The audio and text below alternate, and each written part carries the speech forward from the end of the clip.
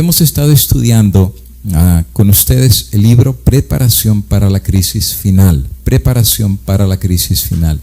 Y hemos estado estudiando varios temas y hoy nos toca ver el tema del zarandeo. Le estaba mencionando al hermano César de que el tema es tan amplio que tomé la decisión de dividirlo en dos partes. Porque para hacer justicia a todo lo que tiene que ver con el zarandeo no se puede ver en una presentación, porque hay mucho material para poder verse. Entonces el día de hoy solamente vamos a ver la primera parte y el miércoles que viene seguimos en la segunda parte del tema del zarandeo. Esperamos que todos ustedes estén estudiando el libro, porque sería una lástima y una tristeza que no lo estén estudiando, porque se estarían perdiendo una gran bendición a nivel de cada día. Claro, es importante que el miércoles estudiemos juntos, pero es más importante que como familia pues estudiemos juntos, ¿verdad? Que ustedes como papás se reúnan con sus hijos, que se reúnan con su familia y que puedan abrir la palabra de Dios, estudiar el libro y recibir diariamente edificación. Y cuando llegue el día miércoles, pues simplemente es como la cerecita en el pastel, por así decir. Lo que aquí mencionamos ya es una recopilación de todo lo que ustedes estudiaron y de las bendiciones que ya Dios en esta semana derramó sobre sus hogares. También hay otra cosa que me gustaría mencionar y tengo que decir que el tema de esta noche es un tema que no va a ser tan sencillo de presentar. Porque hablar del zarandeo del pueblo de Dios es un tema duro. No es un tema tan sencillito, porque hablar de un zarandeo habla de una división, de una separación, y hablar de separación no siempre es muy positivo, por así decir. Pero sin embargo está profetizado que viene un zarandeo, viene un sacudón y viene una división entre el pueblo de Dios antes de la venida de Cristo Jesús. Y vamos a tratar de entender qué es lo que Dios en su palabra nos ha revelado, y por supuesto también vamos a usar el espíritu de profecía, pidiéndole al Espíritu de Dios que después de la oración que se hizo, Él pueda ser nuestro maestro, nos pueda dar entendimiento en nuestra mente, un corazón dócil para poder escuchar la palabra de Dios, y que se cumpla lo que dice el Santo Espíritu, que el que oiga la voz del Espíritu Santo no endurezca su corazón. Más bien, que por más duro que sea el mensaje y por más duro que sea la palabra del Señor, predica, redarguye en tiempo y fuera de tiempo, es lo que dice el apóstol Pablo, y especialmente en estos tiempos tan complicados y tan difíciles y tan cambiantes, que literalmente el mundo nunca más será igual. Cuán importante es que entendamos los propósitos de Dios, no solo para el mundo, sino también para nosotros. Entonces, habiendo dicho esto, vamos a poner atención a todas las gráficas, a toda la presentación, y hago un pequeño repaso de lo que hemos visto hasta ahorita. El tema pasado hablamos acerca de la lluvia tardía, pero explicamos que el derramamiento de la lluvia tardía que preparará al pueblo de Dios para el fuerte pregón, anunciar la caída de Babilonia, proclamar al mundo que no reciba la marca de la bestia y hablar que el juicio de Dios ha llegado sobre el mundo. La lluvia tardía será necesaria, uno, para dar el fuerte pregón, y número dos, para pasar por el tiempo de angustia que van a ser las 7 últimas plagas con las cuales Dios visitará al planeta Tierra. Vimos que la lluvia temprana fue lo que sucedió con los apóstoles en el aposento alto en el día en que el Espíritu Santo fue derramado y milagros sobrenaturales sucedieron, hablaron en lenguas, la gente enferma era sanada, aún al punto que el mismo apóstol Pedro en su ministerio y aún Pablo también resucitaron a personas. Pero también estudiamos que si eso fue la lluvia temprana, la lluvia tardía en poder y en gloria será mucho más magnífica de lo que fue la lluvia temprana en el día del Pentecostés. Y por esta razón vimos que es importante prepararnos espiritualmente para recibir esa lluvia tardía. Y estudiamos en nuestro primer tema que por esa razón es importante como pueblo de Dios de hacer una reforma en medio de nosotros, reforma y reavivamiento. No lo voy a explicar porque ya lo estudiamos, simplemente estoy haciendo un repaso de los temas que hemos visto según el libro Preparación para la Crisis Final. Y las personas que a través del Espíritu Santo no endurezcan el corazón, escuchen la voz de Dios, las vidas de ellos sean reformadas, reciban una nueva vida de lo alto, sus corazones de piedra sean quitados y venga un nuevo corazón, una nueva mente, y se vayan asemejando en carácter, en práctica y en palabra y obra al carácter de nuestro modelo que es Cristo Jesús, habrán de recibir el sello de Dios. Y una vez que reciben el sello de Dios, la lluvia tardía cae sobre ellos y comienza el fuerte pregón antes de que las plagas caigan sobre el mundo. Y entonces la gráfica que hemos estado estudiando en el orden de los eventos es la que está ahí enfrente de ustedes. Número 1, una reforma espiritual entre el pueblo de Dios que habrá de traer un reavivamiento de la verdadera piedad. Número 2, el resultado será un sellamiento entre el pueblo de Dios que traerá la lluvia tardía, la efusión maravillosa y poderosa del Espíritu Santo que los preparará para dar el fuerte pregón, para finalizar la obra bajo el mensaje de los 3 ángeles, incluido el mensaje del 4.º ángel de Apocalipsis 18, en donde la tierra entera será inundada con la gloria de Dios. O sea, es la luz del Espíritu Santo que hace que el pueblo del Señor dé de tal manera este mensaje que habrá conversiones por miles y aún por millones al mensaje de Dios y al Dios del cielo que dio ese mensaje. Entonces, en orden de lo que hemos visto el día de hoy, pues por supuesto nos toca ver el tema del zarandeo.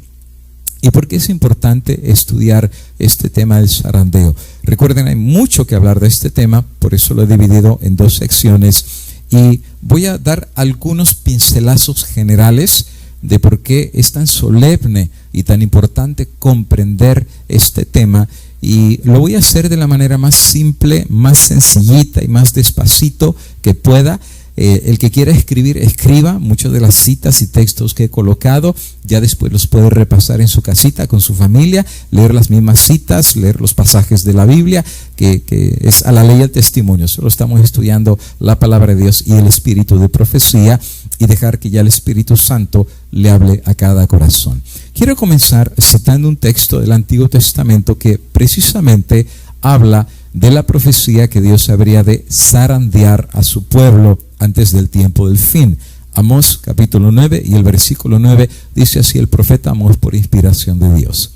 Dios está hablando y dice: He aquí, yo mandaré y haré que la casa de Israel, entiéndase, casa de Israel es el pueblo de Dios, que la casa de Israel sea zarandeada, sacudida entre las naciones, como se zarandea el grano en una criba y no cae un granito en la tierra.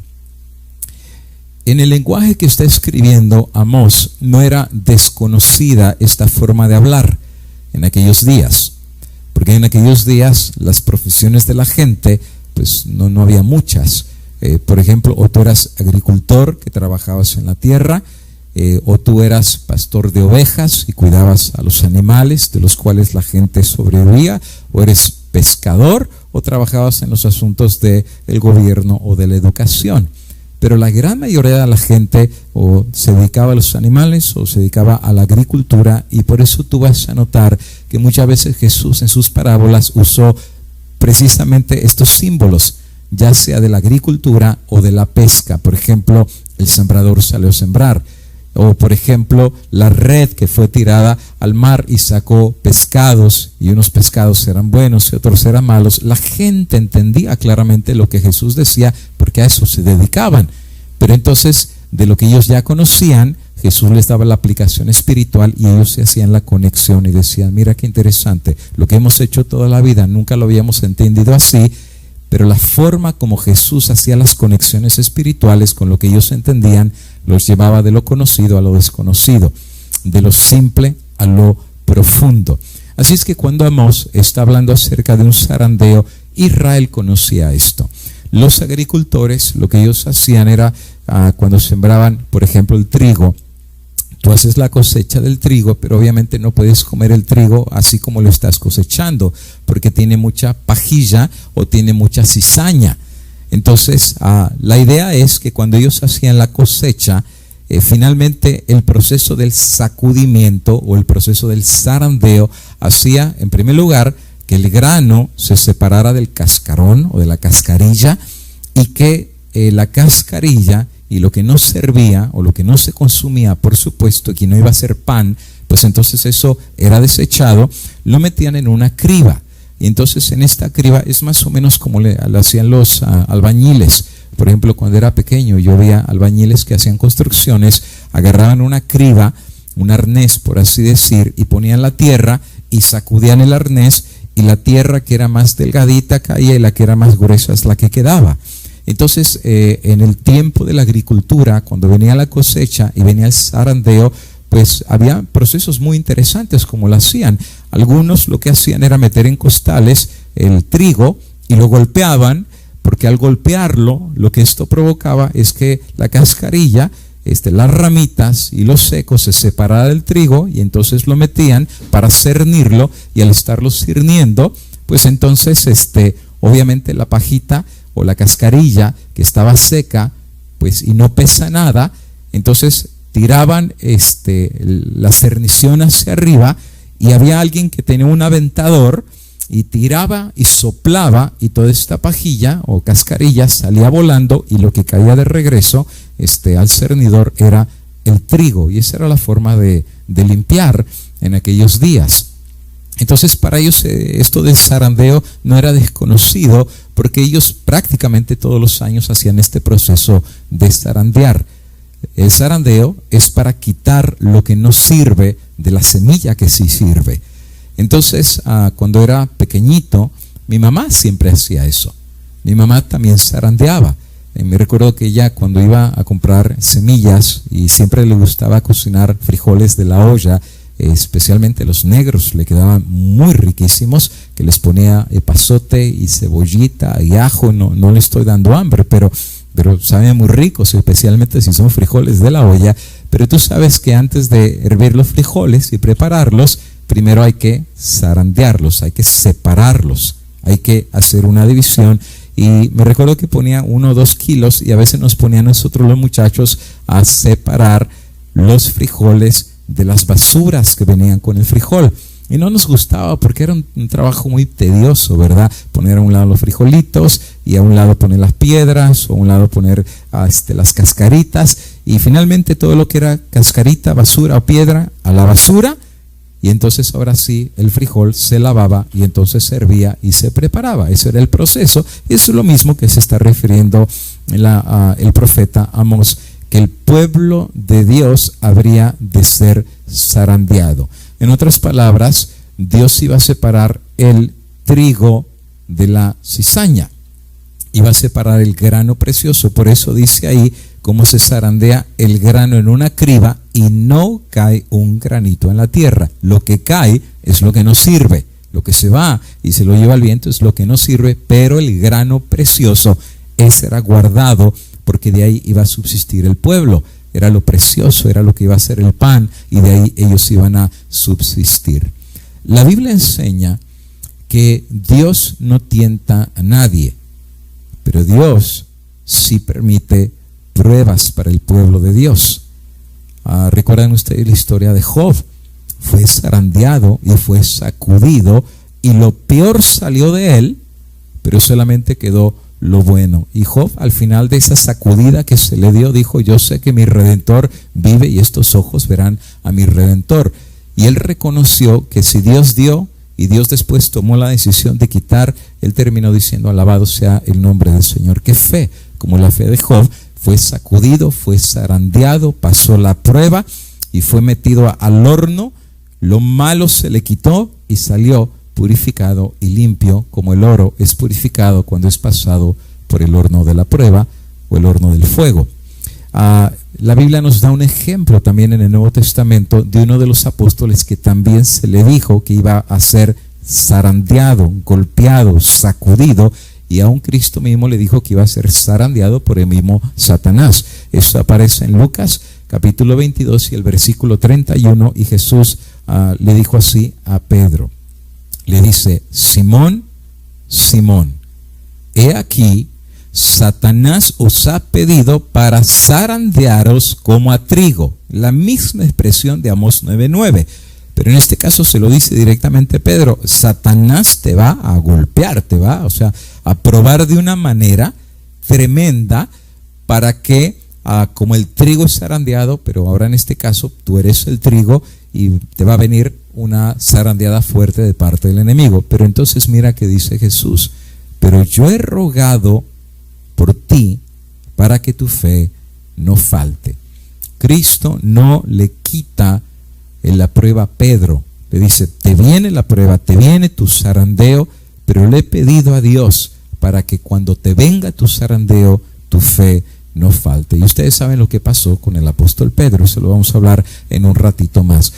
Ahora, antes de que Cristo venga, Dios va a pasar por la criba a su pueblo. Dios va a zarandear, va a permitir un proceso de sacudimiento y de prueba entre el pueblo de Dios, y la razón es muy simple, amigo y hermano, porque dentro del pueblo de Dios han crecido dos cosas juntas. Uno es el trigo de Dios, y lo otro que ha crecido dentro también del pueblo de Dios, de la iglesia, es la cizaña. Antes de que Cristo venga, Dios va a tener que limpiar su iglesia, ¿sí?, de apostasía, de pecado, de corrupción a nivel de todos los niveles, corrupción a nivel del hermano que se sienta en la banca de la iglesia, pecados de los que están dirigiendo arriba. Dios va a limpiar ministerio, Dios va a limpiar iglesias, y para hacer eso, el proceso que Dios tiene es un zarandeo, es un sacudimiento.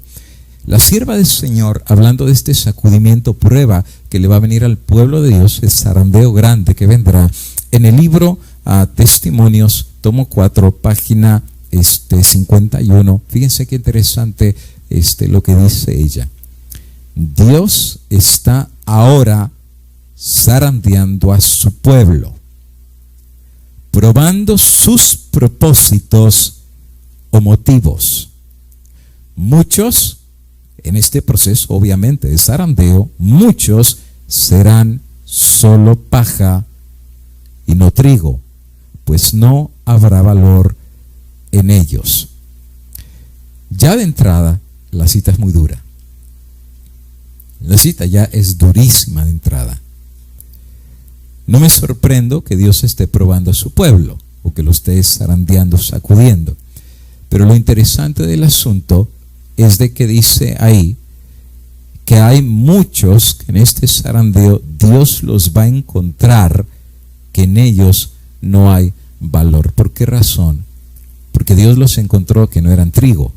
Dios los encontró que eran cáscara seca, que eran rama muerta, o que eran simple y sencillamente cizaña. Dios probó sus motivos, Dios probó sus propósitos.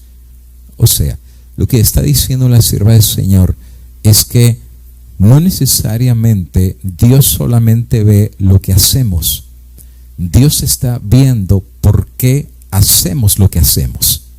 Por ejemplo, hay personas que pueden ir a la iglesia y cualquier persona puede pensar, bueno, esa persona está espiritualmente bien con Dios porque está yendo a la iglesia. Pero bueno, dice el dicho, caras vemos, corazones no sabemos. La gente puede ir a la iglesia por muchas razones. Hay gente que puede ir a la iglesia simple y sencillamente porque ya se le hizo una costumbre y ya se acostumbró a ir, y pues el día que no va hasta se siente mal, pero no es tanto por buscar la gloria de Dios, sino porque ya se acostumbró a ir a la iglesia. Hay gente que, por ejemplo, puede ir a la iglesia a ver a la novia, y no es que le importe el sermón o le importe la escuela sabática o cantar o alabar a Dios, sino que su intención era ver a la muchacha que le gustaba, y obviamente no fue a buscar a Dios, sino fue a buscar pues a la muchacha que le agradaba. Otros puede ser que vayan para no sentirse solos y tener pues como un club social con personas que están a su lado. Otros pueden ir para buscar gloria y alabanza, que la gente diga, ay, viene el anciano o viene el pastor, y que se sienta muy bien cuando todo el mundo le hace reverencia o de repente le hace alabanzas. Otros hasta pueden cantarle a Dios por el aplauso, porque la gente dice que canta muy bonito. Ahora, eso nosotros no lo sabemos, porque no vemos el corazón. Pero hay alguien que sí ve el corazón, y ese es Dios. Podemos engañar al mundo entero, pero al que nunca podremos engañar es a los ojos del Eterno. Dios mira a su pueblo, y Dios conoce cada persona que ha ingresado a su pueblo, la verdadera intención de por qué ingresó a su pueblo. ¿Por qué razón está ahí? Si fue realmente porque se enamoró de Cristo, lo aceptó como su Redentor y ahora ya no puede vivir sin su Salvador, o porque solamente se acostumbró a las formas, fue a buscar la novia, título, reputación. Dios lo conoce. Por eso ella dice, Dios prueba propósitos y sus motivos. O sea, no solamente qué haces, sino por qué lo estás haciendo. Entonces, para saber quién es quién dentro de su pueblo, Dios permite que ese pueblo sea zarandeado para que salgan los verdaderos motivos, para que salgan las verdaderas razones de que a cada uno nos llevó a ser parte del pueblo de Dios. El resultado de este zarandeo, ella dice en Testimonios tomo 1, página 99, Dios está zarandeando a su pueblo y tendrá una iglesia pura y santa. No podemos leer el corazón de los hombres, pero el Señor ha provisto los medios para mantener una iglesia pura. Entonces, la pregunta sería, ¿cuáles son los medios que Dios y no el hombre ha provisto para que su iglesia, al final de cuentas, se convierta en una iglesia pura y santa? Y aquí es donde nos vamos a meter en un asunto que es un poquito espinoso. Una cosa que es muy real y que a veces uno tarda mucho tiempo, especialmente cuando uno entra a la iglesia, es darse cuenta, uno, que hay mucho trigo en el pueblo de Dios, mucha gente muy sincera, muy entregada, muy consagrada, y que su corazón y su amor está en el lugar correcto por Cristo y por Dios. Pero también uno va aprendiendo que hay mucha gente en la iglesia que realmente ni ama a Dios, ni ama a su prójimo, y que realmente la única razón por la que está en la iglesia solamente esa persona lo conoce. Y de hecho, me recuerdo que a muchos de nosotros en un principio, cuando entramos al pueblo del Señor, nos afectó el hecho de ver a la gente, personas que les gustaba más el mundo que las cosas de Dios, personas que no eran consagradas, que eran mundanas, personas que eran mal habladas, sí, dentro del pueblo de Dios. Miren, me recuerdo cuando tomé la decisión en el llamado que el Señor me hizo para estudiar, para ser pastor. Tomé la decisión de ser un siervo del Señor. Quería ser abogado, al final Dios me llamó para ser pastor y viajé para la universidad para estudiar el pastorado. Y me recuerdo que toda mi vida había crecido en escuelas públicas, estaba acostumbrado a las malas palabras, estaba acostumbrado a las ofensas, estaba acostumbrado a ver toda clase de cosas, muchachitos de mi escuela que se juntaban en una esquina en la secundaria a ver revistas de pornografía, muchachos que se juntaban con muchachitas en otro lado solamente para estar noviando, todo eso lo vi. Y muchachos que les encantaba ir a los bailes, y algunos muchachos que a mí me tocó verlos fumando en la escuela o tomando. Me recuerdo un amigo mío que iba a mi salón, que él siempre llevaba una cerveza todos los días y le daba un traguito a sus compañeros. Todo eso lo vi, y cuando conocí del Señor, pues no me sorprendía mucho, porque en mi mente yo decía, pues bueno, es gente del mundo y no sabe de Dios. Entonces crecí con esa asociación todo el día, y en la iglesia pues veía algo diferente, porque yo decía, bueno, este es el pueblo de Dios, conocemos mejor. Y cuando fui para estudiar, para ser pastor, primera vez en mi vida que voy a una universidad que prácticamente todo el mundo era adventista, desde el guardia que estaba a la entrada, desde los maestros, el director, todo el mundo adventista. Sentía que había entrado al mismo cielo. Me recuerdo que empecé a tener algunas experiencias que me empezaron a doler bastante. Y me recuerdo que cuando entré al dormitorio, un dormitorio largo, y había un pasillo largo para allá, cuartos de los dos lados, un pasillo largo hacia el otro lado y cuartos de los dos lados, y era el dormitorio de los varones. Entonces se me ubicó en mi cuarto, bajé mis maletas, puse mis cosas ahí, fui al baño para tomar una ducha, y entonces me recuerdo que cuando estaba entrando al baño para la ducha, un muchacho salió del baño, y estando todavía en su toalla, le gritó a otro muchacho que estaba del otro lado del pasillo, y le gritó para que lo escuchara, ¿no? Pero de las 10 palabras que usó, yo creo que 11 eran groserías, pero unas groserías de un tamaño gigantesco que yo ni siquiera había escuchado con mis amigos en el mundo, y la verdad yo me quedé con la boca abierta, y el otro que estaba del otro lado le regresó lo que él dijo con peores groserías. Entonces yo dije, me parece que aquí en esta escuela no todos son adventistas. Después me enteré que uno de ellos sí era adventista, obviamente, pero no solamente era adventista, sino que era hijo de un pastor. Claro, eso a mí me sacudió muy fuerte, porque en mi cabeza yo no podía entender cómo un hijo de un pastor era capaz de hablar de esa manera, y me afectó bastante. Después yo empecé a ver cosas que me desanimaron. Por ejemplo, me tocó ver hasta el uso de marihuana, me tocó ver lesbianismo, me tocó ver, cosas que yo no lo podía creer, cómo en una institución que levantaba tanto la verdad y se estaban preparando los pastores que iban a ser pastores de todo México, cómo se podían ver esas cosas ahí. Y me recuerdo que en mi primer semestre yo estaba bien desinflado, estaba muy desanimado, y casi había tomado la decisión de ya no seguir estudiando. Y miren cómo es la providencia de Dios, porque estaba en el comedor y ya estaba prácticamente tomando la decisión de ya dejar la escuela, y estaba comiendo, me senté solito, me serví, estaba triste, estaba meditabundo, y entonces un maestro, y le doy gracias a Dios por ese maestro que me vio y se vino a sentar conmigo y se sentó en la mesa y me dice, Juanito, ¿me puedo sentar aquí contigo? Y le digo, sí, profe. Y me dice, ¿qué te pasa? Te veo muy triste. Y le abrí mi corazón. Yo le dije, mire, profe, estoy muy decepcionado, porque he visto cosas horribles que yo ni siquiera en el mundo había visto, y aquí en esta institución que se proclama el nombre de Dios estoy súper desilusionado, me quiero ir, me quiero ir, no me siento ya ni cómodo estando acá. Y entonces me dice, ¿qué has visto, Juanito? Y ya le dije, no, pues vi esto y vi lo otro, y le saqué la lista de lo que me había desanimado y desilusionado. Y entonces me hizo una pregunta muy interesante que me hizo recapacitar, y me dijo, oye, Juanito, te voy a hacer una pregunta. Tú, cuando decidiste venir a estudiar acá, tú decidiste venir para ser pastor, ¿no es verdad? Le digo, sí, yo tengo mi testimonio de que recibí un llamado de Dios para ser pastor. Y entonces me dijo, cuando tú viniste para acá, ¿qué veniste a buscar? Te puedo preguntar. Ya viniste, pero ¿qué viniste buscando?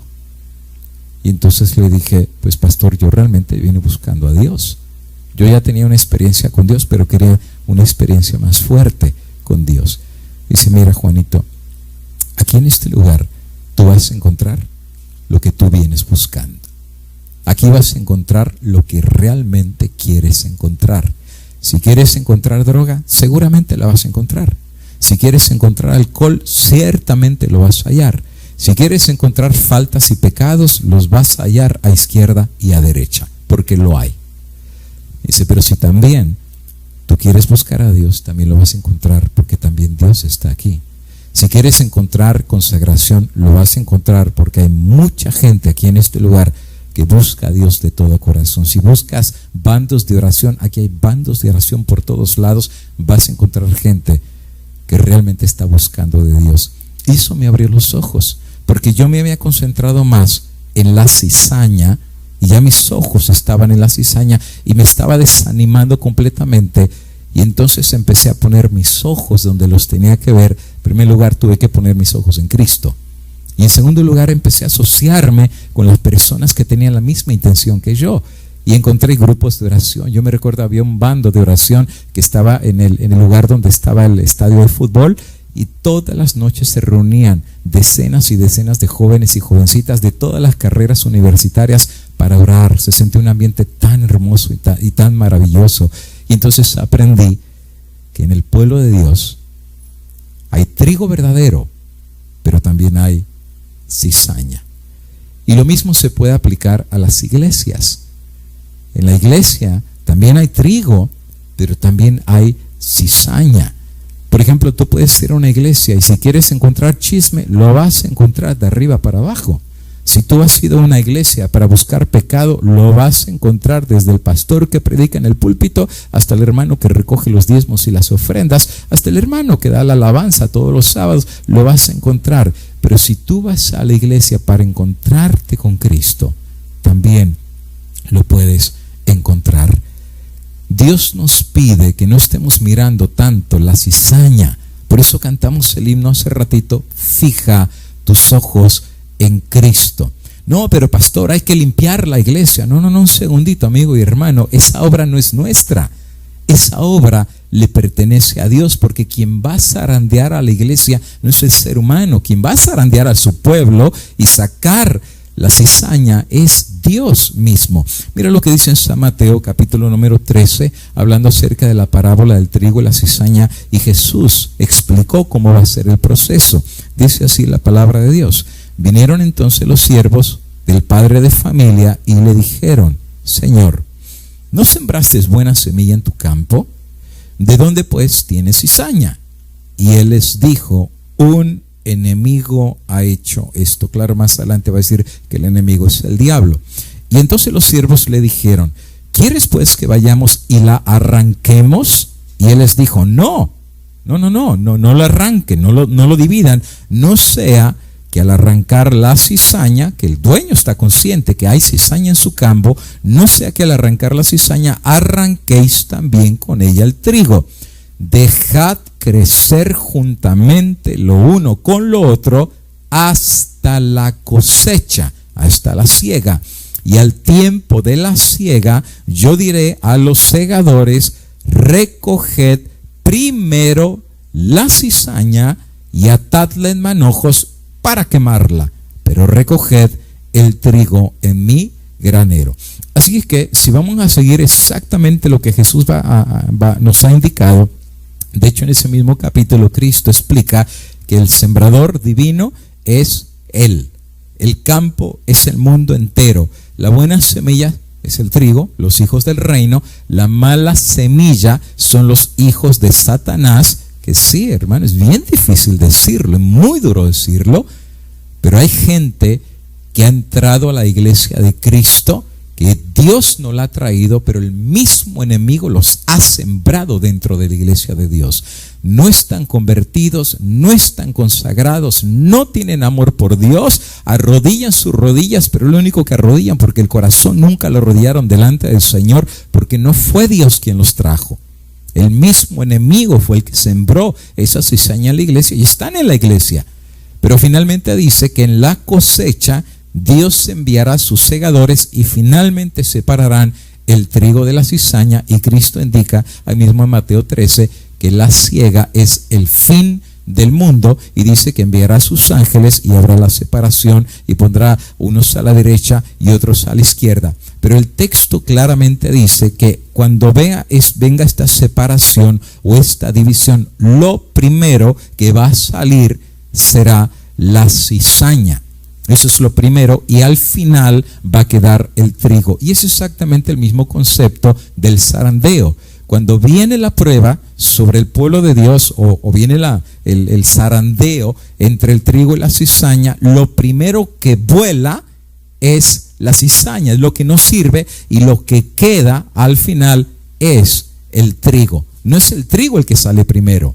Primero lo que sale es la cizaña, y después el trigo, que ya fue separado de la cizaña, precioso, es lo que queda al final. Por esa razón Elena de White dice: Dios está zarandeando a su pueblo. ¿Y por qué lo está zarandeando? Pues es muy obvio, porque dentro del pueblo de Dios hay trigo, pero también hay cizaña, y Dios conoce eso.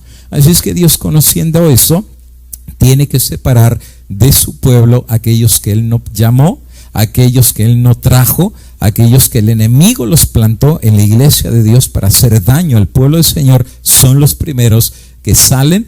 Y entonces, ¿qué sucederá? Dice, tendrá una iglesia pura y santa. Ahora, claro, ella dice que no podemos leer el corazón de los hombres. Por eso Dios esa obra no se la da a los seres humanos. Ningún pastor puede decir, oh, esa iglesia es cizaña. Y ninguna iglesia puede decir, oh, ese pastor es trigo. ¿Por qué razón? Porque caras vemos, corazones no sabemos. Dios es el que se va a encargar de hacer esa separación. Por esa razón, amigo y hermano, he sido extremadamente renuente. He viajado a muchos países, y en muchos países hay hermanos que vienen a hablar conmigo y me dicen, oiga pastor, mire la apostasía que está pasando en la iglesia adventista, con la música, con la mundanalidad, con el uso de las joyas, hasta bailes se están metiendo a la iglesia. Mire los jóvenes, la música que están escuchando, mire los conciertos hasta con humo, y me sacan una lista gigantesca de lo que está sucediendo en la iglesia. Y obviamente pues no hay peor ciego que el que no quiera ver. Tenemos que ser conscientes que es verdad que dentro del pueblo de Dios iba a crecer la cizaña, y sí la hay, tanto en el pastorado. Hay pastores que están ahí, pero no porque Dios los trajo, están ahí porque nomás están buscando el cheque o están buscando el salario, y no les importan ni las almas, ni les importa nada, y están ahí de pastores. Pues Dios va a limpiar su ministerio. Pero también hay gente que está en la iglesia que tampoco Dios las trajo, pues Dios también va a limpiar de su iglesia a aquellos que el Espíritu Santo no los trajo, pero el enemigo. Pero esa obra no le corresponde a ningún ser humano, no le corresponde a ningún individuo, por más consagrado y entregado que sea a Dios, porque no leemos el corazón.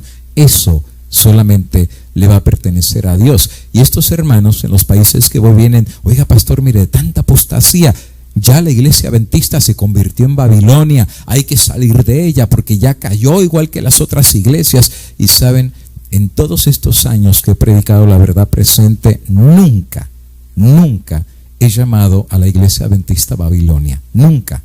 Y la razón por qué no lo llamo es porque hay cita sobre cita del espíritu de profecía que nos dice que no debemos llamarle al pueblo adventista Babilonia, mientras mantenga los hitos de la fe, que son los, como tú sabes, el santuario, el espíritu profecía, el estado de los muertos, la segunda venida, la ley de Dios, el sábado. Mientras la iglesia mantenga esta verdad, no hay razón para llamarla Babilonia. Y yo no le he llamado Babilonia y me rehúso a llamarle Babilonia. Estoy consciente, por eso predicamos lo que predicamos, porque estamos conscientes de que hay demasiada cizaña y apostasía que ha entrado al pueblo de Dios, y lo que hacemos es una advertencia, un llamado para todos a no convertirnos en cizaña, sino pedirle a Dios que nos convierta en trigo. ¿Okay? Pero no le vamos a poner el título de Babilonia al pueblo del Señor. ¿Por qué razón? Porque solo Dios conoce el corazón. Él sabe quién es trigo y Él sabe quién es cizaña, y en la hora final Él va a hacer la separación, y Dios tendrá, según Elena de Guay, una iglesia pura y santa. Ok, habiendo dicho esto, ahora sí me voy a meter en la parte difícil. Y la parte que voy a hablar ahora es una parte que tengo que mencionar, que hay muchas personas que han equivocado literalmente conceptos e ideas. Y esto les ha colocado una venda tan grande delante de sus ojos que literalmente, te digo, es casi imposible tumbar esa venda. Elena de White dice que una idea acariciada en nuestra mente casi equivale a idolatría, porque casi nos arrodillamos ante esa idea. Y por más que Dios nos presente la verdad, ya no tenemos la capacidad de poder ver la verdad porque nos aferramos a esa idea. Por ejemplo, una persona que toda la vida guardó el domingo y toda la vida fue a la iglesia en domingo, y así le educaron de toda la vida. ¿Nunca te ha pasado que le das un estudio bíblico y le enseñas bíblicamente que el sábado es el día de reposo, que es el día de Dios, y lo guardó el Israel antiguo y lo guardó el Israel del Nuevo Testamento, y aún se guardará por los siglos de la eternidad, según Isaías 66, en la tierra nueva. Ni aún viendo la palabra de Dios, que es luz, pueden ver, porque se aferran a una idea que ya acariciaron por tanto tiempo que les cuesta trabajo recibir la verdad, porque eso significa abandonar la idea preconcebida. Bueno, tengo que decirte que lastimosamente entre el pueblo de Dios hay ciertas ideas que mucha gente en el pueblo adventista las ha abrazado de tal manera, por más que Dios les está dando la verdad, no lo quieren ver. Te pido, amigo y hermano, te pido, porque algunos me han escrito y siempre la pregunta es la misma. Oiga, pastor, ¿y usted pertenece a la organización? Oiga, pastor, ¿y usted está en la iglesia? Oiga, pastor, y claro, entiéndase que lo que ellos están diciendo, que estar en la iglesia significa estar en la organización.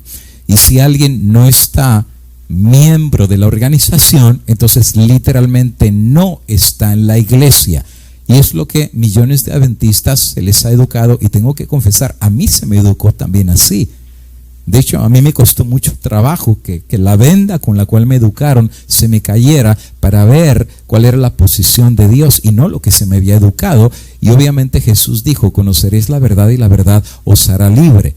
Me voy a meter un tema que yo te pido en el nombre del Señor Jesucristo. Escucha la ley y el testimonio. Sé como los bereanos, hermano.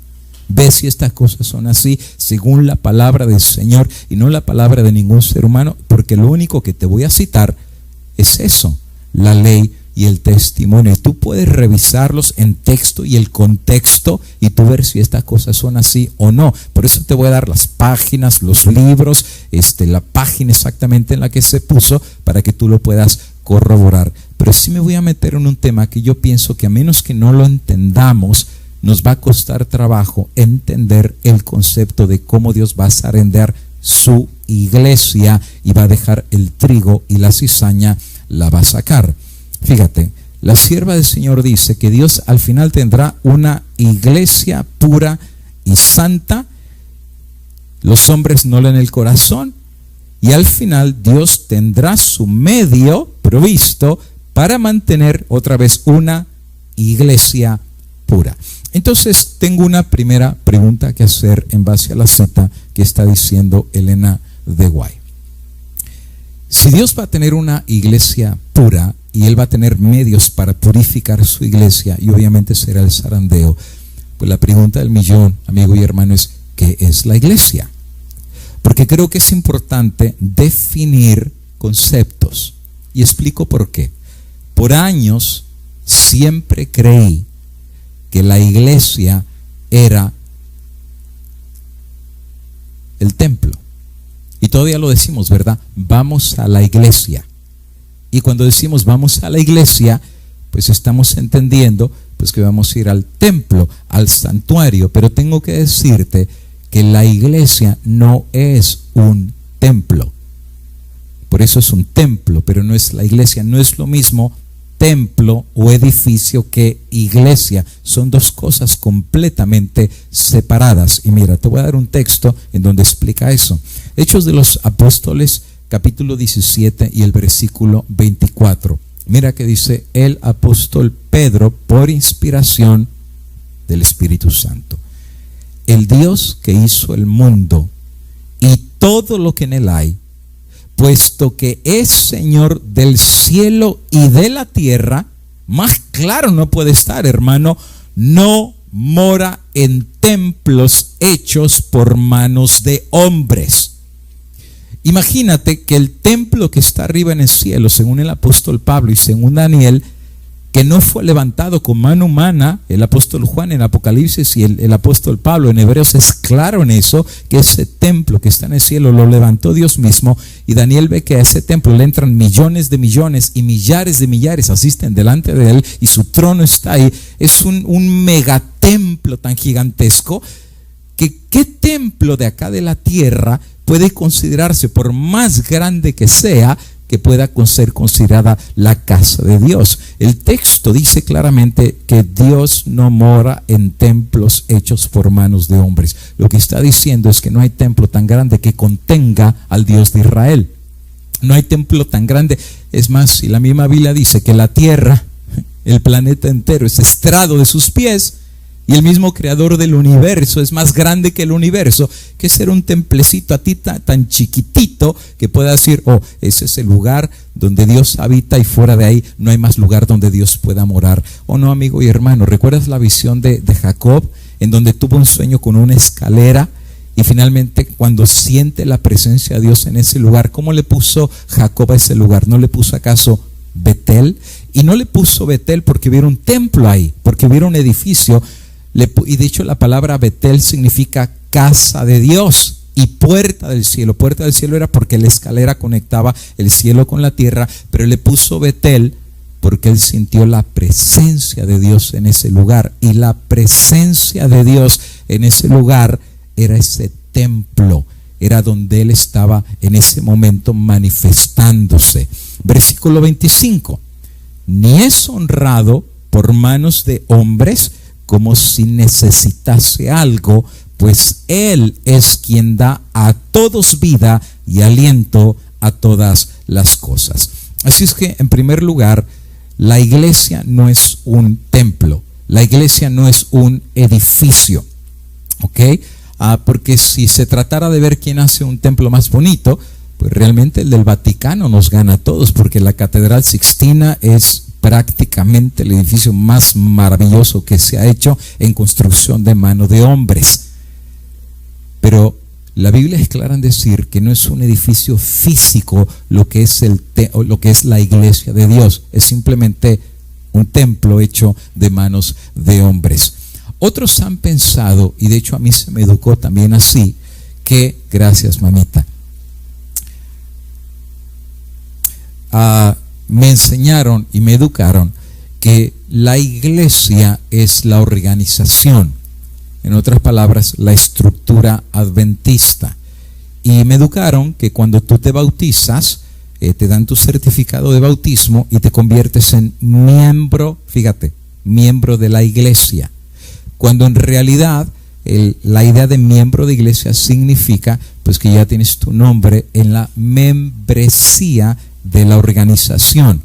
Tú sabes que en cada iglesia local tiene un libro grandote que es el libro de iglesia, tiene tapa dura, es un libro azul, en algunos lugares es un libro de tapa negra, y resulta ser de que cuando una persona se bautiza, en ese libro viene el registro: qué pastor lo bautizó, cuándo lo bautizó, el día de su bautismo, si fue por bautismo, profesión de fe. O sea, viene el registro de la persona y le dan su certificado de bautismo, porque ahora ya es miembro, y la palabra que se utiliza es miembro de iglesia. Entonces algunos dicen: yo pertenezco a la iglesia.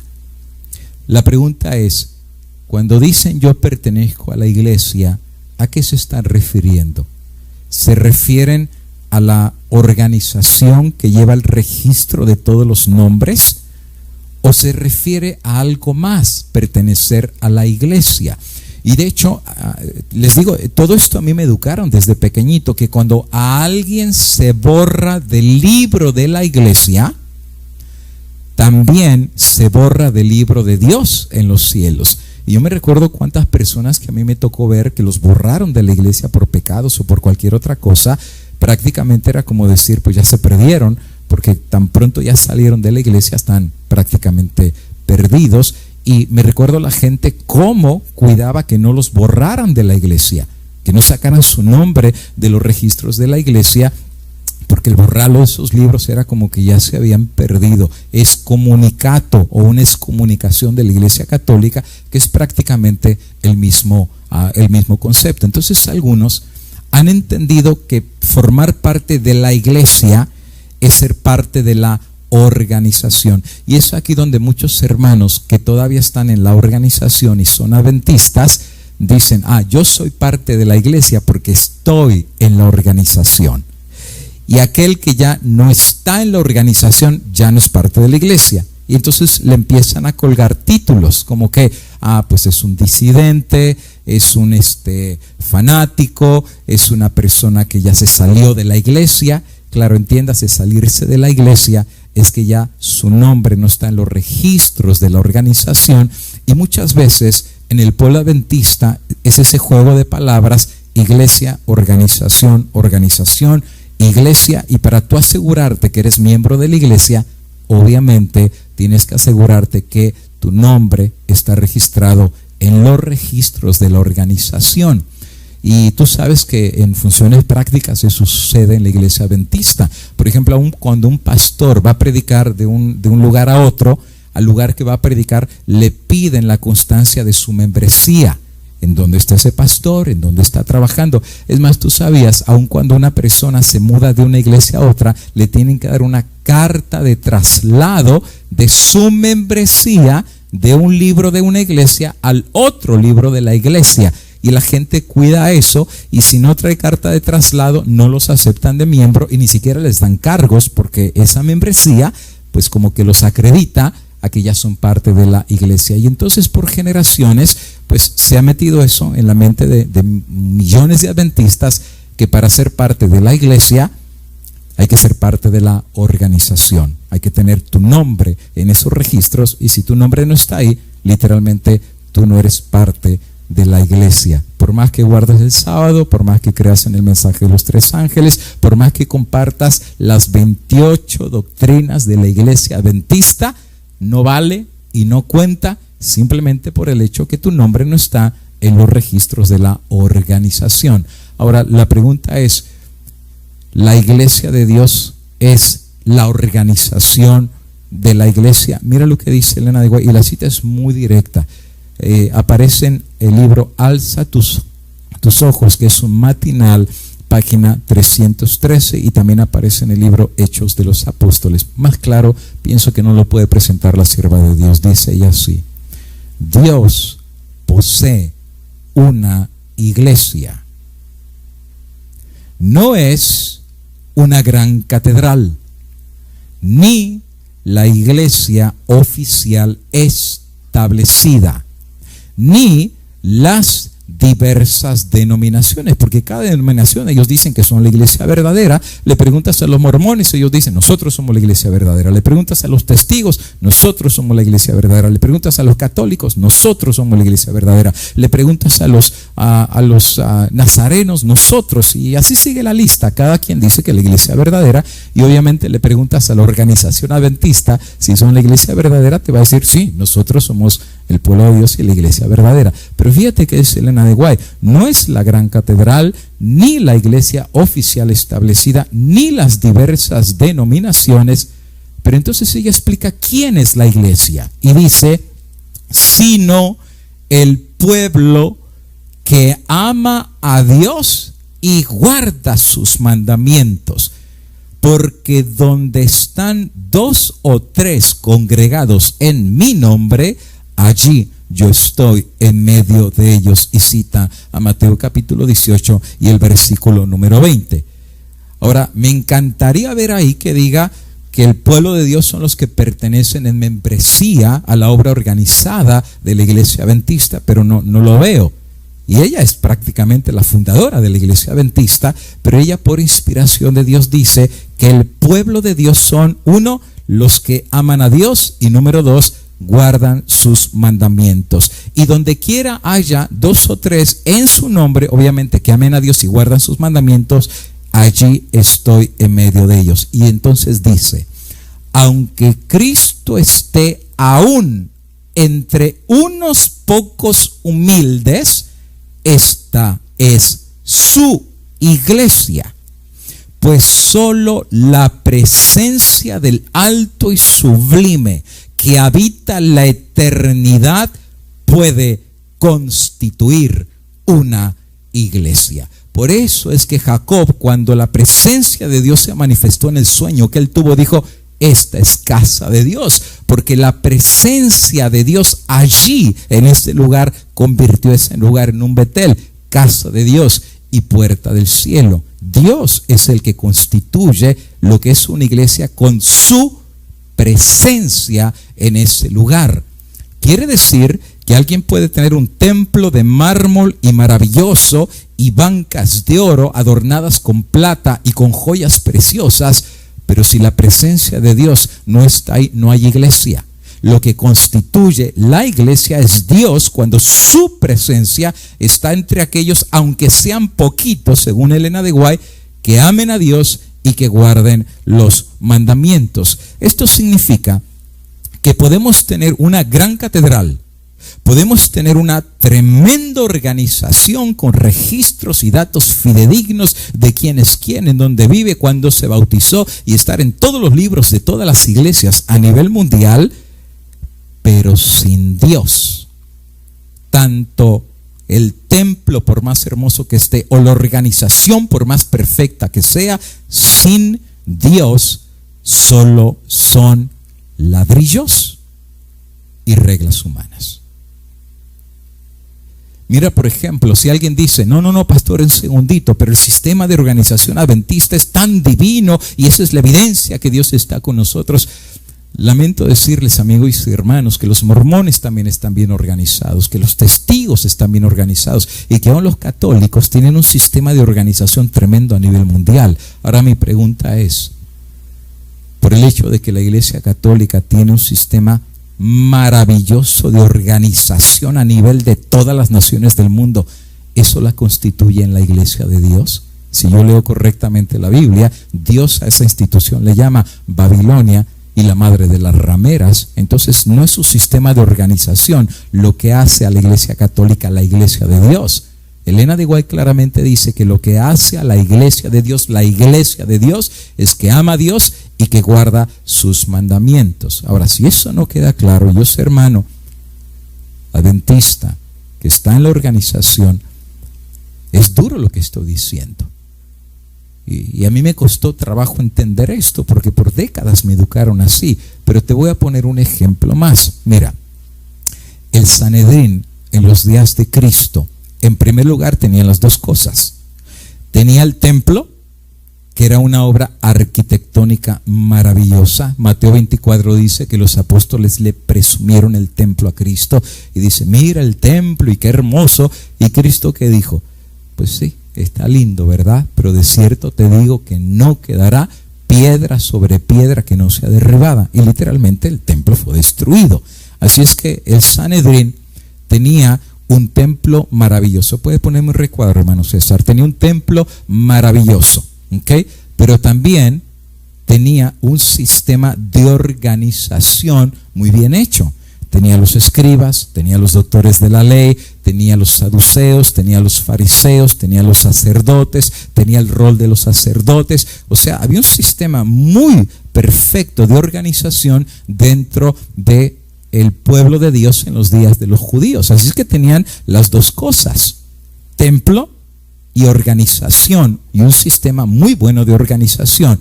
Pero te digo una cosa, las dos cosas que ellos tenían, tanto el templo como la organización y el sistema organizacional que ellos tenían, sin Cristo, su templo y su organización, sin Cristo, al final de cuentas, fueron dejados vacíos. Porque ellos no vieron que lo que le daba sentido al templo y lo que le daba sentido a su organización no era la organización, ni era el templo, era Cristo. De hecho, Jesús, mira que dijo, Mateo capítulo 23 y el versículo 37 al 39. Desde el monte hizo ayes sobre Jerusalén y dice, Jerusalén, Jerusalén, que matas a los profetas y apedreas a los que te son enviados. ¿Cuántas veces quise juntar a tus hijitos como la gallina junta sus polluelos debajo de sus alas y no quisiste? Y aquí viene la profecía. He aquí, vuestra casa os es dejada desierta. ¿Y de qué casa está hablando? Del templo. Por eso cuando Cristo muere, el velo se rasga de arriba abajo y el arca que supuestamente debería haber contenido la gloria de Dios, la Shekinah, por eso se partió. Y cabot, la gloria se fue. ¿Y qué hicieron ellos? No les importó, la volvieron a coser y siguieron como que la vida no pasó nada. No entendieron el mensaje que tenían en el templo, pero ya la gloria se había ido. El templo sin la gloria de Dios no era nada. Es más, Elena de White tiene una cita en Patriarcas y Profetas que dice que aún el arca en donde estaba la Shekinah, la gloria del Señor, sin la gloria del Señor, esa arca sagrada era solamente como una caja de cartón. Lo que le daba valor al arca era la presencia de Dios en el arca. Y si esa arca no tenía la presencia de Dios, entonces era una caja común como cualquier otra caja. Lo que la hacía sagrada era que la presencia de Dios estuviera ahí. Lo que hacía sagrado al templo en Jerusalén era que la presencia de Dios estaba en el templo. Pero si ya esa presencia no estaba, pues tenían el templo, pero ya no tenían absolutamente nada. Solamente tenían un montón de ladrillos muy bonitos, con mármol y con puertas hermosas y maderas olorosas, pero era lo único que tenían. Y Jesús dijo: su casa os será dejada desierta, porque os digo que desde ahora ya no me veréis hasta que digáis: bendito el que viene en el nombre del Señor. Ahora, ¿por qué Jesús dijo que su casa sería dejada vacía para el pueblo de Jerusalén? San Juan capítulo 1 y el versículo 1, el apóstol Juan lo explica. En el principio era el Verbo, y el Verbo era con Dios, y el Verbo era Dios. Este era en el principio con Dios, y todas las cosas por Él fueron hechas, y sin Él nada de lo que ha sido hecho fue hecho. En Él, en el Verbo, estaba la vida, y la vida era la luz de los hombres. Así es que el apóstol Juan está bien clarito en quién era Cristo. Mucho más que un carpintero, mucho más que un maestro nazareno, mucho más que un rabí de Galilea. Juan sabe que el Verbo se encarnó y se hizo carne, y el que anduvo caminando en los caminos polvorientos de Jerusalén era nada más y nada menos que el mismo Hijo de Dios. La presencia del Dios Altísimo anduvo caminando en esta tierra polvorida y vino a su pueblo. Pero ¿sabes qué pasó? El mismo Juan lo explica ahí, capítulo 1, pero ahora el versículo número 11. Dice Juan con dolor en su corazón: a lo suyo vino, y los suyos, su pueblo, lo subrayó en amarillo, los suyos no le recibieron.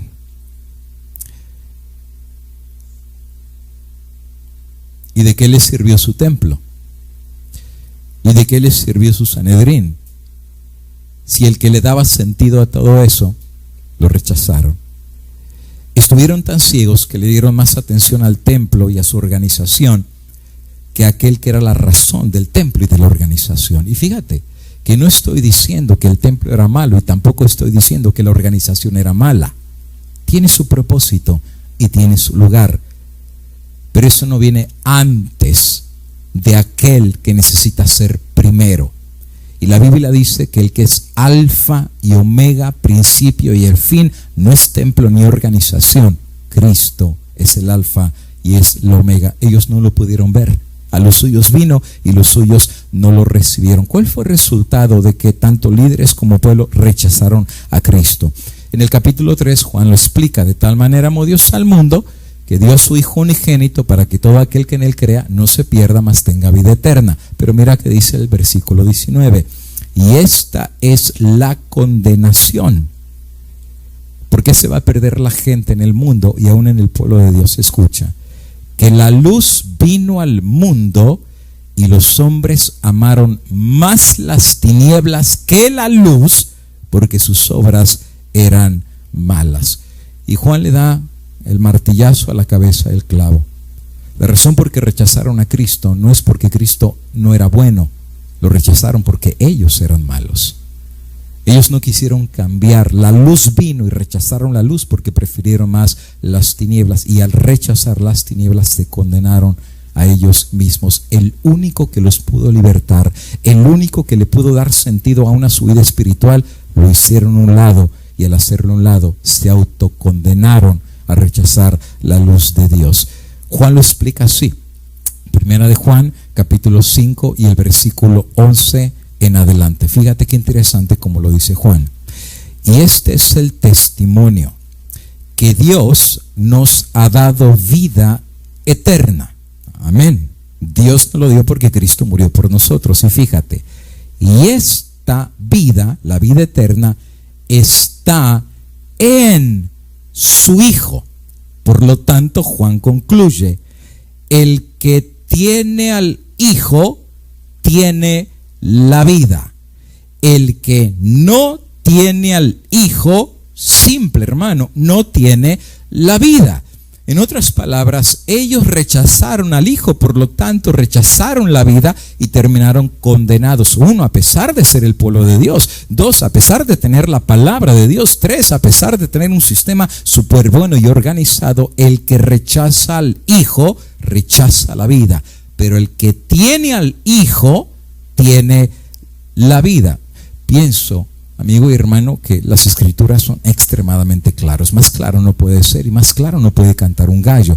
La salvación y la vida eterna no consiste en un templo, ni tampoco consiste en una membresía o a donde tú perteneces. Por eso es que Dios tiene aún hijos en Babilonia. No importa las iglesias que pertenezcan, Dios conoce el corazón. Y si esas personas tienen temor de Dios y en la luz que tienen la caminan y la viven, son parte del pueblo de Dios, aunque su membresía no esté en ninguna otra iglesia. Y tampoco en la iglesia adventista Dios le llama a su pueblo. ¿Por qué crees que en Apocalipsis 18:4 dice: salí de Babilonia, pueblo mío? ¿Y por qué razón Dios les llama a Babilonia si ni siquiera tienen su membresía en la iglesia adventista? Porque Dios tiene el derecho a llamarle su pueblo, porque Dios conoce su corazón, aunque no tenga membresía en ningún lugar. Porque dice que el que tiene al Hijo tiene la vida, pero el que no tiene al Hijo no tiene la vida. Algunos que los han educado tan férreamente a pensar que por tener membresía en una iglesia ya tienen la vida o la salvación, porque de alguna manera algunas personas han pensado que solo por el hecho de ser miembros de la iglesia adventista van a tener salvación ipso facto y al momento. Es como que cuando vayan a entrar a las puertas de la Nueva Jerusalén, el ángel va a estar ahí y les va a hacer la pregunta: a ver, hermano, ¿a qué iglesia perteneció? No, pues yo pertenecía a los católicos para afuera. Usted no estaba en la iglesia adventista y su membresía no estaba y usted no se va a salvar. ¿Y usted a qué iglesia perteneció? Oh, yo sí tenía mi membresía y aquí está mi prueba de membresía en la iglesia adventista. Ah, usted es de los buenos, pásele. Como que entrar al cielo se trata en dónde estaba tu membresía. Y saben que algunos que están tan educados equivocadamente que su membresía les va a dar salvación, a algunos les gustaría leer este versículo así. Y disculpen la forma como lo estoy poniendo, pero es que algunas personas tan férreamente tienen esa idea, que están tan autoengañados, que a algunos les encantaría leer este versículo así: y este es el testimonio, que Dios nos ha dado vida eterna, y esta vida está en ser parte de la organización. El que está en la organización tiene la vida, y el que no está en la organización no tiene la vida. Y le puse ahí la versión BDLPO, o sea, versión de los pro organización. O sea, de los que defienden que para tener la vida eterna hay que pertenecer a la membresía de la iglesia. En otras palabras, ya definiste tú quién es trigo y quién es cizaña, y ese lugar no se lo ha dado Dios a nadie, porque solo Dios conoce el corazón. Dios nos libre, amigos y hermanos, de estar poniendo el dedo, decir: oh, aquel como no está en la organización es un disidente, ahí que ya se perdió. O aquel predica muy bonito, pero como no tiene su membresía y no está en la organización, entonces por ende no es parte del pueblo de Dios. Mira hasta dónde es el engaño mortal que algunas personas tienen de sentir que solo por tener su nombre en la organización eso les va a dar salvación. No, el texto no dice así, hermano. Dice que el que tiene al Hijo tiene la vida, y el que no tiene al Hijo no tiene la vida. Y todavía Juan lo corrobora en San Juan 17 y el versículo número 3: y esta es la vida eterna, que te conozcan a ti, el único Dios verdadero, y a Jesucristo, a quien has enviado. Amigo y hermano, a la ley y al testimonio. La ley y el testimonio están siendo extremadamente claros. La salvación no la da una iglesia, no la da un templo y tampoco la da una organización. La salvación la da una persona, y su nombre es Cristo Jesús. Porque nos ha sido dado un nombre que está sobre todo nombre, y todo aquel que confiesa el nombre de Cristo será salvo.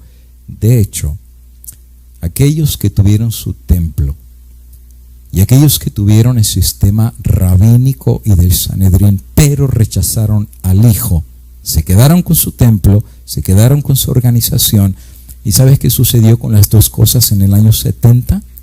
En el año 70 vino el general Tito, rodeó la ciudad de Jerusalén, destruyó la ciudad, mató a más de 1 millón de judíos que tenían su membresía en los registros de la sinagoga del pueblo de Dios en aquel entonces. El templo fue hecho pedazos, no quedó piedra sobre piedra y se acabaron las dos cosas. Se acabó el templo y también se acabó la organización, porque después de eso ya no hubo fariseos, no hubo saduceos, no hubo maestros de la ley, no hubo rabinos, les destruyeron sus sinagogas y después anduvieron errantes por más de 1900 años de arriba para abajo, perseguidos por todas las naciones, y de lo que ellos se aferraron no los salvó. Mira, amigo y hermano, cuando vino Tito, no los salvó el Sanedrín, ni tampoco los salvó la organización.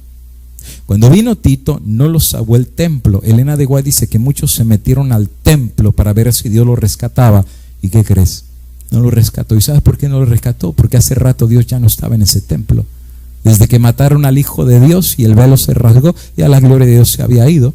Ya la gloria de Dios no estaba en ese templo, pero eran tan ciegos de pensar que por abrazarse a las columnas del templo y meterse a los atrios del templo, Dios los iba a rescatar. Ciegos, que no se dieron cuenta que al rechazar al Hijo se quedaron sin nada, perdieron todo. Tarde que temprano se dieron cuenta que el único que los pudo salvar de Tito, el único que los pudo salvar de los romanos y el único que los pudo salvar del pecado y de ellos mismos era al que ellos habían matado sin misericordia y lo crucificaron en esa cruz. Qué ciegos. Esto a mí me pone a pensar, amigo y hermano, en que hasta qué punto como cristianos hemos puesto nuestra confianza en un pastor, en una organización.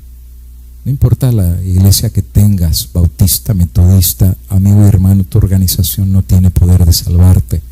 El evangelista que has escuchado y que tan vehemente te ha dado la palabra de Dios, alabado sea el nombre de Dios, pero esta palabra es la palabra de Cristo, y si el pastor no te predica esta palabra, entonces no tenemos nada que predicarte, porque esta es la palabra de Cristo. Y si algo aprendiste de tu pastor, alaba a Cristo, porque es la palabra de Cristo y no es la palabra del pastor. La gloria no es para el hombre, la gloria no es para una organización ni para ningún templo.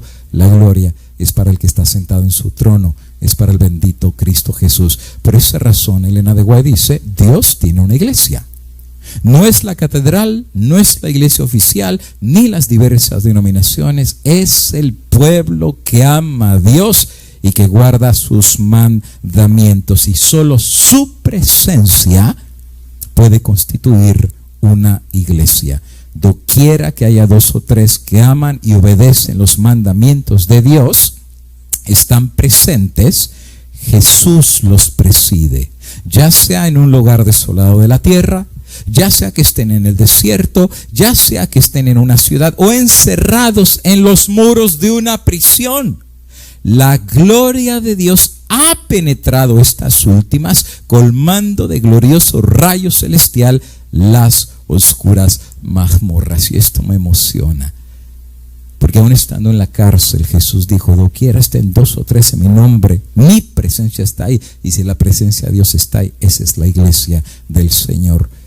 ¿Qué crees que le pasó a los valdenses, a todos los que persiguieron? No pertenecían a ninguna organización, porque la Iglesia Católica los excomulgó y la Santa Inquisición los estaba persiguiendo. Pero allá en el Pío Monte, allá metidos entre los cerros, allá metido entre las rocas, allá estaba la presencia de Dios, y eso los constituyó en la iglesia de Dios, la verdadera iglesia de Dios que amaba a Dios y que guardaba sus mandamientos. Sigue diciendo ella, sus santos pueden sufrir, pero sus sufrimientos, como los apóstoles de antaño, esparcirán su fe y ganarán almas para Cristo y glorificarán su santo nombre. Esa es la iglesia de Dios. Eso es lo que le importa, salvar a las almas y glorificar el santo nombre de Dios. La más amarga oposición dirigida a los que odian la gran norma moral de justicia de Dios no debería de sacudir, ni lo harán, al alma firme que confía plenamente en Dios. En otras palabras, la verdadera iglesia de Dios tiene su confianza en Dios. Ama a Dios de tal manera que guarda sus mandamientos. San Juan 14:15, si me amáis, guardad mis mandamientos. Y aquellos que aman a Dios y guardan sus mandamientos son la iglesia de Dios. Y no lo digo yo, eso lo dice la palabra del Señor. Por eso Elena de White dice, Dios está zarandeando a su pueblo. Tendrá una iglesia pura y santa. No podemos leer el corazón de los hombres, por lo tanto yo no puedo determinar quién es parte de la iglesia de Dios y quién no. Eso le corresponde a Él, pero el Señor ha provisto los medios para mantener una iglesia pura. Y ahora sí, habiendo dado esto en contexto, lo demás que Elena de White va a decir va a hacer mucho sentido. Escucha, Primeros Escritos, página 50, año 1850, en donde ella habla del zarandeo, el medio que Dios va a usar para limpiar la iglesia. Y mira qué dice: el potente zarandeo ha comenzado, claro, entre el pueblo de Dios, y proseguirá de suerte que aventará a cuantos no estén dispuestos a declararse por la verdad con valentía y tenacidad, ni a sacrificarse por Dios y su causa. El ángel dijo: ¿acaso os figuráis que alguien será obligado a sacrificarse, obviamente por Dios y por su verdad? Y entonces el ángel responde: no. Y vuelve a decir otra vez: no, debe ser una ofrenda voluntaria. Esto quiere decir que cuando venga el potente zarandeo, Dios no va a forzar a nadie. El que es trigo va a dar todo por Dios, y el que es cizaña va a ser el primero que se va a salir, aunque tenga su membresía en la iglesia. Eso no lo va a salvar. Cuando venga el potente zarandeo, Dios va a permitir lo que cada persona tenga en el corazón salga a flote. Y amigo y hermano, tú te fijas lo que está pasando ahora con la cuestión de esta misma epidemia. Esta epidemia es un tremendo zarandeo para el pueblo de Dios. Sabes que hay gente que ya perdió el trabajo y que prácticamente está viendo el dolor que está pasando. Hay gente que ya dejó de creer en Dios porque ya le está faltando la comida, porque ya no tienen un trabajo. Hay gente que hasta se desapareció, ya ni siquiera quieren que les llamen, ya no quieren saber nada de Dios. Pues este es el zarandeo que está demostrando lo que esa persona tenía en el corazón. De hecho, Dios prueba a la persona en la crisis, no en los tiempos de paz. Y dice ahí que cuando venga el tremendo zarandeo, cada persona voluntariamente decidirá hacer un sacrificio por Dios, y Dios no va a forzar a nadie. Sigue diciendo ella, Comentario Bíblico Adventista, página 1161 del año 1902. Tan pronto como el pueblo de Dios sea sellado en sus frentes, y otra vez la palabra pueblo de Dios, la iglesia, no es un sello o una marca visible, sino un asentamiento dentro de las verdades, tanto intelectual como espiritualmente, de modo que no pueden ser movidos. Tan pronto como el pueblo de Dios esté sellado y preparado para el zarandeo, este vendrá. En realidad, ya ha comenzado. Los juicios de Dios están ahora sobre la tierra, para amonestarnos, para que sepamos lo que acontecerá. Increíble esta cita de Elena de White. Aún esta pandemia, esta peste, Dios ya está empezando a zarandear a su pueblo para que queden los que van a quedar, y para mostrarnos lo que viene más adelante. En otras palabras, este es río chiquito. Y si en río chiquito es como lo que pasó con Gedeón, ¿recuerdas? El que tenga miedo, vuélvase a su casa. Y vino el primer zarandeo. El que compró tierra y se acaba de casar, vuélvase a su casa. Y después vino la tercera zarandeada, ¿no? El que vaya al río y se quede para echarse agüita, ponlo a un lado. Y los que vayan con valor y solamente hagan agua como de un perro y la lamen, ponlos aparte. Solo quedaron 300. La forma de depurar de Dios, pues viene esta depuración al pueblo del Señor. Van a quedar los que tengan que quedar, y van a salir los que estuvieron pero nunca pertenecieron al verdadero pueblo de Dios. Mateo 13 dice que en este zarandeo los primeros que van a salir no es el trigo. Los primeros que van a salir no de la membresía, no de una organización. Hermano, cuando venga la ley dominical, todas las organizaciones van a tronar. Mira, nos han cerrado las iglesias 7 meses y hay un montón de lugares que ya están despidiendo pastores porque no hay ni para pagarles. Y no te quiero decir ni los lugares, pero ya me he enterado de todos los lugares que están despidiendo y apenas estamos en 7 semanas de pandemia. ¿Sabes qué será la ley dominical cuando literalmente nos cierren todas las iglesias? Hermano, va a quedar el que va a quedar. Y tengo que decirte que Dios va a permitir que eso venga para que queden los que van a quedar. Los primeros que van a salir son la cizaña. Testimonios, tomo 5, página 81. No está distante el tiempo en que sobrevendrá la prueba a toda alma. La marca de la bestia nos será impuesta. Te guste o no, viene sobre el mundo y sobre la iglesia la prueba si vas a decidir los mandamientos de Dios o si vas a recibir la marca de la bestia con el falso y espurio. Los que han cedido paso a las demandas mundanales y se han conformado a las costumbres del mundo, no hallarán difícil ceder a los poderes que gobiernen en vez de sujetarse a sí mismos al menosprecio, al insulto, a la amenaza de encarcelamiento y aún a la muerte. La disputa es entre los mandamientos de Dios y los mandamientos de los hombres. En ese tiempo el oro será separado de la escoria de la iglesia. Otra vez, si la iglesia son los que aman a Dios y guardan sus mandamientos, ahí se va a saber quién es la iglesia. Pero si la iglesia es el que tiene su membresía en la iglesia, quiere decir que todos los que tienen la membresía y ellos son parte de la iglesia, todos, absolutamente todos, no van a recibir la marca de la bestia y literalmente van a levantar el sábado, y la santa ley de Dios es así. Pero eso no es lo que dice la palabra de Dios. Elena de White dice que muchos que aún estando entre el pueblo de Dios son mundanos y se acostumbraron ya a este mundo, aunque su membresía está en una iglesia. Dice que cuando venga los poderes de este mundo y te quiten la comida, te menosprecien, te insulten, te encarcelen y aún te quiten la vida, Dios el oro lo va a separar de la escoria que hay en la iglesia y lo primero que va a salir es la cizaña. Evangelismo, página 360. Como no existe ahora la persecución, dice, hablando del tiempo de la marca de la bestia y el decreto de muerte, dice, como no existe ahora la persecución, han ingresado a nuestras filas hombres que aparentan estar firmes y que su cristianismo es incuestionable.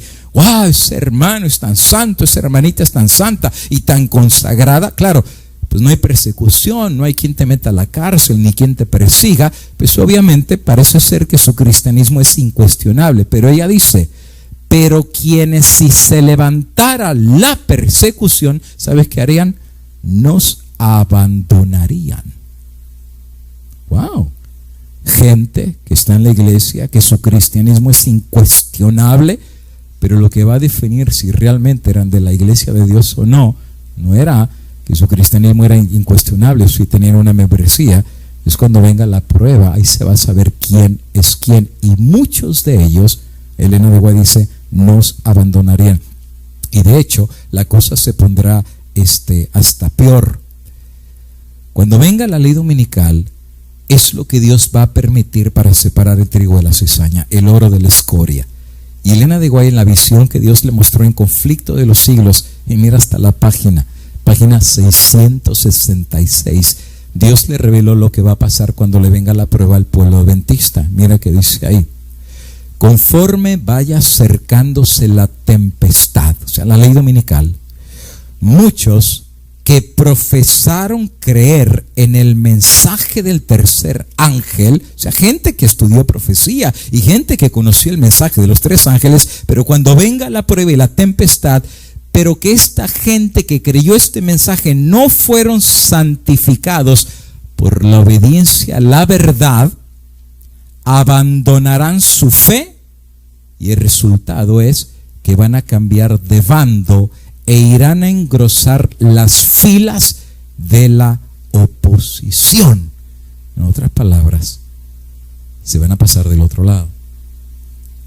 Sí, Y no está hablando del mundo, está hablando de la gente que conoció el mensaje del tercer ángel, que conoció el mensaje final de Dios y que hasta tuvieron un cristianismo incuestionable, pero cuando venga la prueba dura para probar lo que eran o trigo y cizaña, muchos van a abandonar su fe y lo peor es, por eso Cristo dijo, el que conmigo no recoge desparrama, el que no es amigo de Cristo es su enemigo, irá a engrosar las filas de la oposición. Bien lo dijo Cristo, Mateo 10, 36 al 38. Y los enemigos del hombre serán los de su casa. El que ama padre o madre más que a mí no es digno de mí. El que ama hijo o hija más que a mí no es digno de mí. Y el que no toma su cruz, obviamente sacrificio para que lo crucifiquen, y sigue en pos de mí, no es digno de mí. Ahí es donde Cristo y Dios van a probar la verdadera fe, el verdadero amor y la verdadera obediencia de la verdadera iglesia de Dios. San Juan capítulo 16 y el versículo del 1 al 4. Estas cosas os he hablado para que no tengáis tropiezo. Os expulsarán de las sinagogas. Y aún viene la hora cuando cualquiera que os mate, porque los expulsaron de la sinagoga, pensará que rinde servicio a Dios. Ya nos deshicimos del disidente, ya los entregamos a la autoridad, a esa gente que era divisionista, cismática, a esa gente que nomás atacaba y que ponía la crítica en la iglesia. Ya nos deshicimos de ellos haciendo servicio a Dios y finalmente la iglesia quedó limpia. Dice, harán esto porque no conocen ni al Padre ni a mí. Pero os he dicho estas cosas para que cuando llegue la hora os acordéis que ya os lo había dicho. Esto mismo lo confirma la sierva del Señor en el libro Testimonios, tomo 6, página 400. Y es la última cita que les voy a compartir para cerrar. Mientras que las pruebas se multipliquen alrededor de nosotros, tanto la separación como la unidad se verán en nuestras filas. Algunos que están listos para tomar ahora las armas de batalla. O sea, algunos que dicen, no. Cuando esto venga, los líderes de la iglesia se van a levantar y se van a poner para atacar la ley dominical y van a unir al pueblo para que el pueblo se consagre y todo el mundo estemos a favor de Dios y su ley. Bueno, dice que algunos que ahorita están listos ya para dar la vida aún por Dios, en tiempo de verdadero peligro, manifestarán que no han edificado sobre la roca sólida. Obviamente la roca es Cristo. Ellos cederán a la tentación. Aquellos que han tenido gran luz y privilegios preciosos, pero no los han fortificado, bajo un pretexto u otro, apostatarán de nosotros. Como Dios en el mundo va a traer a todos aquellos que quizás no conocieron toda la luz de la iglesia adventista, los obreros de la hora final, que habrán de traer a todas las joyas preciosas a la iglesia. Y la iglesia, otra vez, entiéndase que no es una organización, porque bajo el fuerte pregón, amigo y hermano, ¿qué secretario le va a tomar el registro para escribirlo en qué libro? ¿O bajo qué unión o conferencia o asociación se van a mandar los registros de los miles que Dios va a traer bajo el fuerte pregón? No va a haber ni siquiera registros, pero sí va a haber iglesia. Porque ellos son la iglesia de Dios, porque aman a Dios y guardan sus mandamientos. Y en el pueblo de Dios, los que profesaron ser pueblo de Dios, pero eran mundanos ni consagrados, se van a acobardar y se van a pasar al bando enemigo y apostatarán. ¿Qué significa apostatar? Que el montón de verdades que levantarán ahora, las van a hacer un lado y van a rebelarse como los demás contra Dios. Oh, amigo y hermano, no me agrada estar leyendo esto. No me agrada. Porque me gustaría que todo el pueblo adventista en el día de la prueba fuera fiel a Dios. Que todo pastor dentro de la iglesia adventista fuera fiel a Dios. Y en el tiempo de la ley dominical levantar esa ley y la gloria de Dios. Que todos los pastores que están en sostén propio, que todos los hermanos que están en sostén propio, que todos los que han conocido la verdad presente, fíjate, incluso de la iglesia de la Reforma. ¿O tú crees que Dios no tiene también gente ahí? Yo no conozco el corazón, eso se lo dejo a Dios. A la hora de la hora, vara del pastor. A la hora de la hora, iglesia de la Reforma, movimientos de sostén propio, evangelio eterno, iglesia advenimiento del séptimo día, ministerios de la verdad presente, revelaciones de esperanza o el título que le quieras dar. A la hora de la hora Dios los va a probar a todos y Dios purificará, y van a quedar de todos estos grupos los que tomen la decisión de amar a Dios y levantar su ley aunque les cueste la vida. Hoy en día no sabemos quién es quién. Elena de Guá dice que muchos que pensamos que brillan como el oro ese día van a apostatar. Y algunos que ahorita han predicado con pasión la verdad, ese día muchas estrellas que brillaron en el cielo se van a apagar porque solamente fueron estrellas fugaces, porque predicaron muy bonito cuando no había persecución, pero cuando viene la persecución, mira, son los primeros en dar la media vuelta y como Pedro traicionar a su maestro. ¿O acaso no dijo Pedro, iré hasta la muerte contigo? Pues qué fácil es decirlo cuando no hay guardias romanos, qué fácil es decirlo cuando no hay un soldado con la espada en la mano, cuán fácil es decirlo cuando un pueblo entero no está pidiendo tu sangre. Pero cuando finalmente Cristo es arrestado y los apóstoles ven que viene serio, todos los apóstoles fracasaron. Y de una forma peor fue el apóstol Pedro. Bien le dijo Cristo, el diablo os ha pedido para zarandearos, pero he pedido que no falte tu fe. Y cuando llegó la hora, aquel que pensó, era parte de los 12, era parte de los apóstoles, fue llamado directamente por Dios. Y sí, era parte del pueblo de Dios. Pero el hecho de ser parte del grupo de los apóstoles, el hecho de haber tenido a Cristo de maestro, y el hecho de haber caminado con él por 3 años y medio, cuando le vino la prueba, le reveló que no amó lo suficiente a Cristo para dar su vida por él. Por eso la Biblia dice que fue y lloró amargamente. Pedro se dio cuenta que la edificación que él había hecho no era lo suficientemente profunda en Cristo. Se dio cuenta que la verdadera religión es mucho más a dónde perteneces o con quién caminaste. Si tú no rindes tu corazón a Dios y haces una alianza de amor con Dios, el que tiene al Hijo tiene la vida y el que no tiene al Hijo no tiene la vida. Pedro aprendió la lección. ¿Y sabes qué dice el apóstol San Pablo? Así que, hablando del tiempo final, el que piense estar firme, mire que no caiga. Oh, qué amonestación, amigo y hermano. El que piense estar firme, mire que no caiga, amigo y hermano. Dios quiera que este zarandeo que ya entramos no haga que nos encontremos como cizaña. No haga que Dios, al permitir esta prueba, haga que nuestro corazón se voltee contra el Dios del cielo y al final de cuentas nos pasemos del lado enemigo. Dice que el que piense estar firme, mire que no caiga, pero la pregunta es, ¿cómo no van a caer? Viene la prueba y Dios no nos las va a quitar. ¿Cómo no van a caer? Cierro dándote un texto. Este texto es maravilloso y me encanta. San Juan capítulo 15 y versículo 4 y 6, Cristo explicó la forma cómo no caer cuando venga la prueba, porque le vino la prueba a Cristo y él no cayó.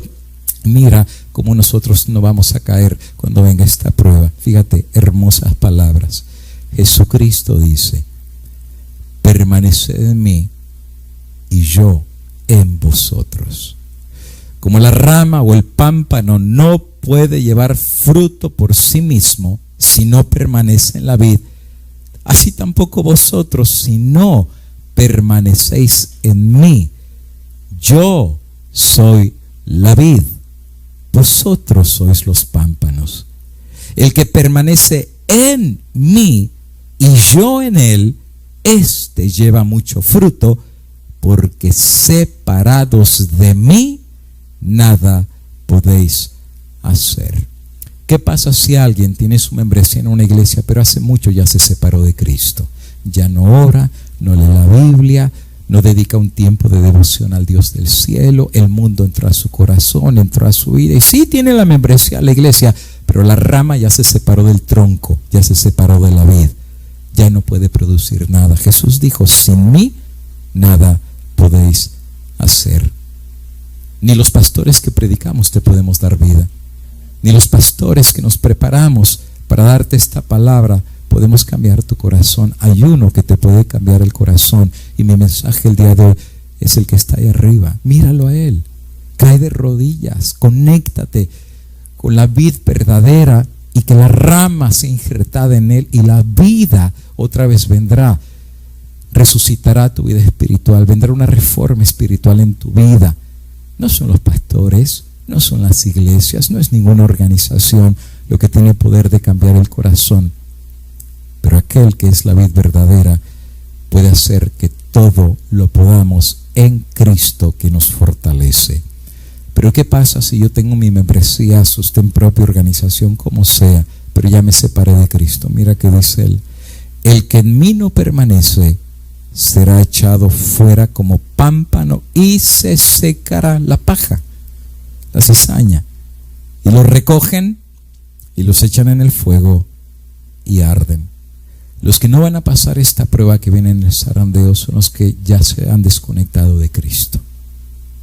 Puede ser que estén conectados con un ministerio, puede ser que estén conectados con un pastor, puede ser que estén conectados con una iglesia y hablen honores de ellos, pero si no están conectados con Cristo, se están secando espiritualmente, y la sentencia va a ser que cuando venga la ley dominical no van a tener la savia divina, el valor de Dios para poder vivir, y si es necesario, morir por Cristo.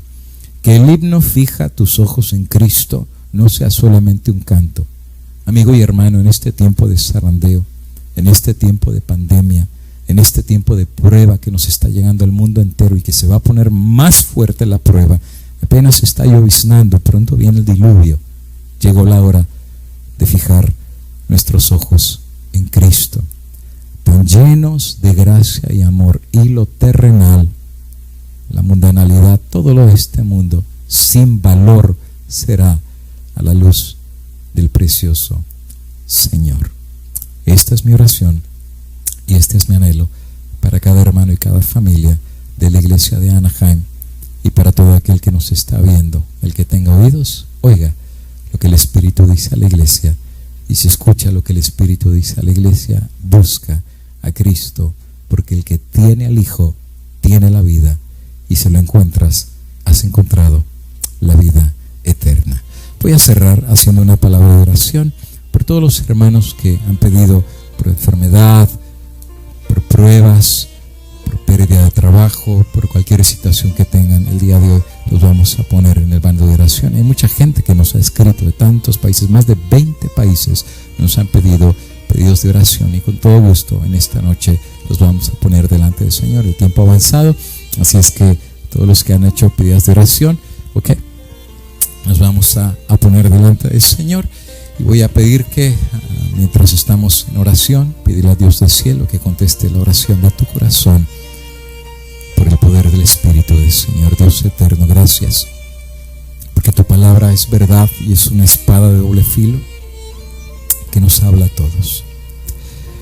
Queremos pertenecer a tu verdadera iglesia, los que aman a Dios y guardan tus mandamientos por amor a ti. Quítanos la venda de tener una falsa seguridad que lo que me salva es la conexión con un hombre, con una organización, con una estructura. Es nuestra comunión con Cristo. Él es la vid, nosotros somos los pámpanos. Estamos en tiempos de zarandeo, todo está siendo sacudido. Ayúdanos, Padre, para no caer. Danos la fuerza del cielo, ten misericordia de nosotros.